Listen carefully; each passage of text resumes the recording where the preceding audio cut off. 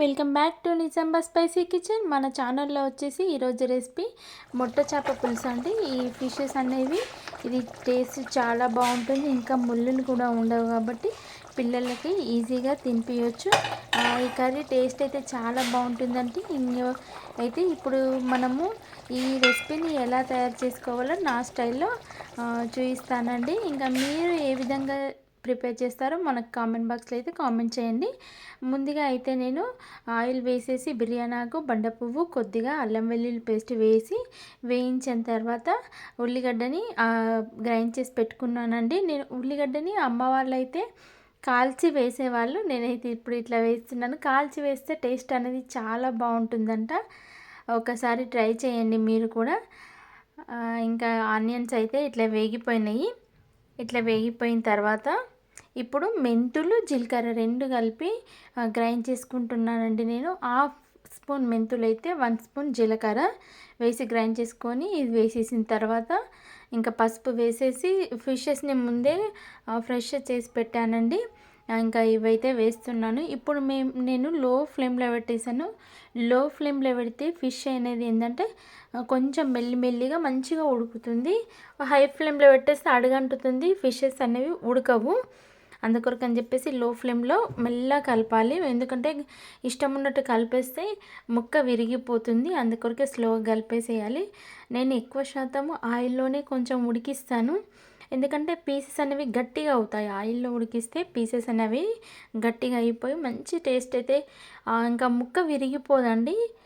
Taste చాలా బాగుంటుంది ఈ కర్రీది. అయితే మీరు కూడా ట్రై చేయండి. అందరూ ఆల్మోస్ట్ ట్రై చేశారే అని అనుకుంటున్నాను. ఇంకెవరైనా ట్రై చేయని వాళ్ళు ఉంటే, కొత్తగా ట్రై చేసే వాళ్ళైతే మన రెసిపీని చూడండి. చూసారు కదా, ఇట్లా అయితే కొంచెం ఉడికించిన తర్వాత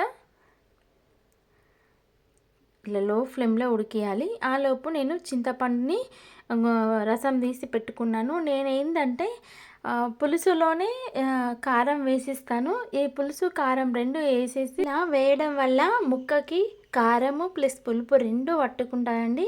ఇంకా పీసెస్ అయితే తినేటప్పుడు చప్పగా అనేది రాదు, టేస్ట్ అయితే చాలా బాగుంటుంది. ఇలా కలిపి వేయండి, మీకే తెలుస్తుంది టేస్ట్ అనేది ఎట్లా ఉంటుందో.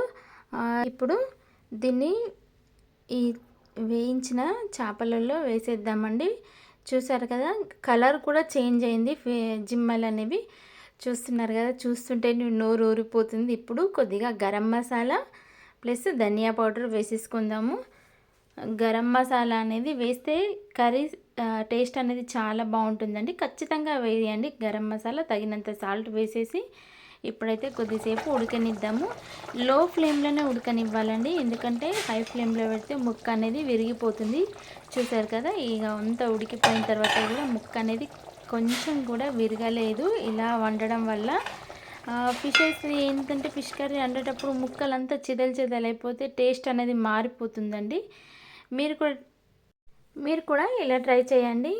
చూసారు కదండి, మన రెసిపీ కనుక మీకు కనుక నచ్చినట్టయితే మన ఛానల్ని లైక్ చేయండి, షేర్ చేయండి, సబ్స్క్రైబ్ చేసుకోండి. Please subscribe my channel. ఇలా మీరు ట్రై చేసి ఎలా వచ్చిందో కామెంట్ బాక్స్లో అయితే కామెంట్ చేయండి. Thank you for watching my channel. Thank you.